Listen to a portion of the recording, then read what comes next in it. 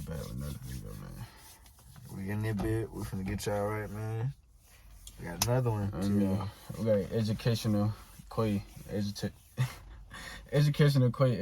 folks in the building. They want folks. For real though. We chilling, we geek, man. And we got these Titanic submarine flaws may be behind the disaster. First, we want to say, give our condolences to the families that lost their loved ones. That junk is sad though, even though everybody was making it out of a joke. But at the end of the day, man, 5 people lost their lives, you feel me? So, I don't lose my lighter. Rest in peace to them. And without further ado, let's get into this video. Controller using components bought from Camping World, and there were questions about its safety rating. Just seemed a bit shoddy. OceanGate shouldn't have been doing what it was doing. This is really focused on one thing, and that's the pressure vessel, and making sure that component, which is clearly the most critical component of the sub, is safe. But 5 Titanic tourists paid hundreds of thousands of dollars to descend 12,500 feet in the Titan submarine.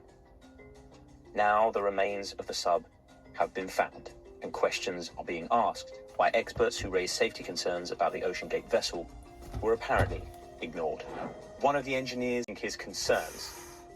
One man refused to ride the sub after seeing how it was built, and one man who actually did ride it described his voyage to a newspaper as suicide. These are all the potential concerns that could have led to disaster. OceanGate, the company which owned the sub, said on its website that it was a mixture of bespoke engineering and off-the-shelf parts. They said this made the sub easy to fix, but the decision to use these components has now been called into question. David Pogue, a reporter who took a ride on the sub last year, reported it used lighting and handles bought from Camping World, and rusted scaffolding was used as ballast. You get there, and then you start seeing this stuff, and now your mood crashes, and you get a little worried. Like, is this the level of polish and sophistication we're talking about? A previous passenger described how to release the ballast. Passengers all had to move to one side of the vessel. Mr. Pogue described the craft as jerry-rigged, MacGyvered, and said a lot of the parts were less sophisticated than he expected, like the knockoff PlayStation controller used for steering. When Mr. Pogue challenged owner Stockton Rush over this, the OceanGate CEO is said to have hit back, saying the pressurized container where the passengers sit was state-of-the-art. Made of carbon fiber and titanium, he claimed that NASA, Boeing, and Washington University had assisted in the design. Mr. Rush said that all of the other components could fail, and the sub would still be safe. But he did admit on the Unsung Science podcast that his biggest fear was getting stuck and being unable to surface. Fears had been raised about the communications at least once before, after Titan went missing while Mr. Pogue was taking his voyage. The sub stopped responding to its support ship, got lost, was unable to find the Titanic wreck, and then went missing for 5 hours afterwards. Mr. Pogue said that there was talk at the time of adding an emergency beacon to the sub, but it seems this didn't happen.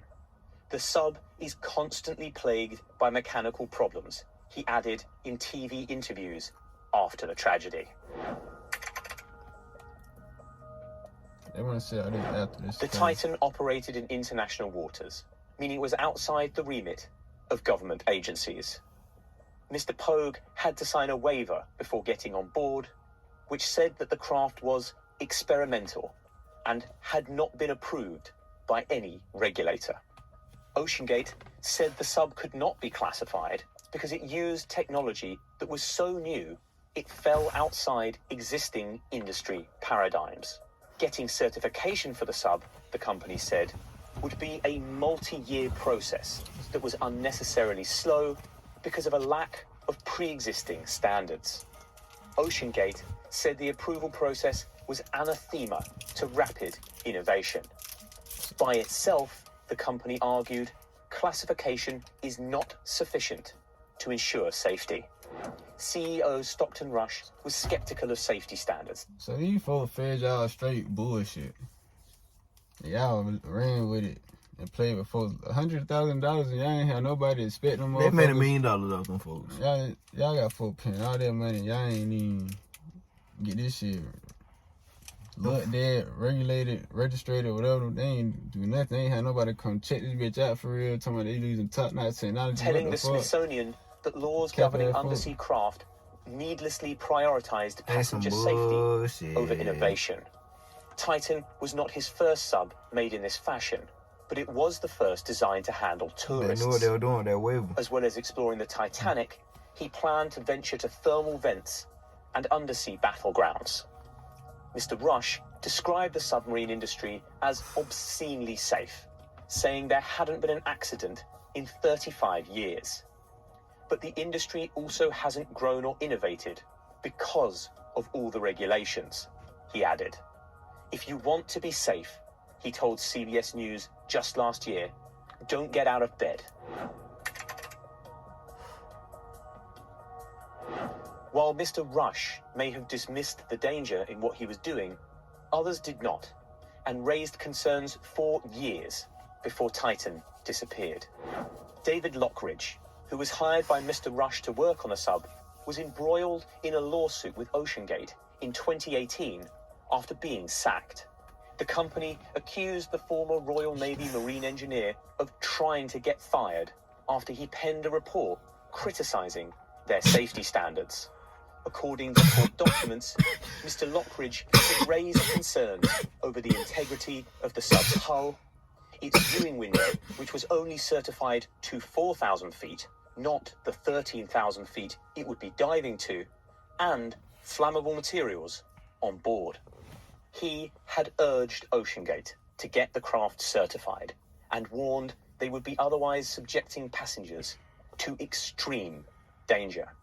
And he was not the only one. A letter sent to Mr. Rush from leaders in the submersible industry around the same time warned that his experimental approach was risking accidents that could be catastrophic. There are only 10 vehicles in the whole world that can go 4,000 meters or deeper, and all of them are certified except the Titan. Chris Brown was one of OceanGate's early customers and bought a ticket for £80,000 after having a few beers with a friend who knew about it. But when Brown began asking questions, he quickly decided the voyage wasn't worth the risk. Parts of the submarine that I'd seen in the testing in the Bahamas just seemed a bit shoddy. They're using industrial piping for ballast. They're using an Xbox controller for the steering.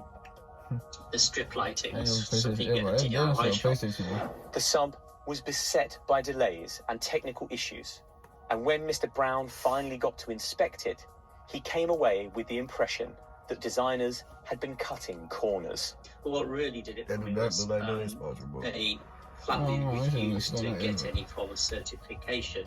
Arthur Lobel, a German man who did take a voyage on the Titan, described it to build as a suicide mission and said he was lucky to survive. At first, Lobel said, the submersible didn't work. Then the dive had to be abandoned when a part fell off and was reattached with zip ties. And finally, it was hit by electrical issues. I was nervous that we have to return to go back because we got some problems, like in the other dives with the battery systems. Even Paul-Henri Nagolet, perhaps the world's most experienced Titanic explorer, had doubts. In an interview with media in his home country of France, he admitted that he did not trust the submersible's composite material design. So look, boy, stop what I say on it. Boy, who? So you can't sue for the deaths, right? That was in the waiver. But boy, stop, I could sue you for having faulty equipment that caused to the death, not just the bust stop. If folks get sued, oh that shit. What? Like, you didn't get this bitch certified. Like what the fuck? What? That should be an off rip lawsuit. This shit ain't certified. You ain't even certified. That's a lawsuit right there. Unless that was on a waiver. But they telling folks they can't even certify them because they using top notch. What the fuck? You fuck poo-poo. They was just they was setting folks up for bullshit ass mission. They set them folks up. If them folks, come on now. If any other goddamn company was certified, they can go down that far. You know damn well they should have been certified off rip. That's some dangerous shit going down that deep. And they charging that much money? Well, you got it and you not certified. Come on, man.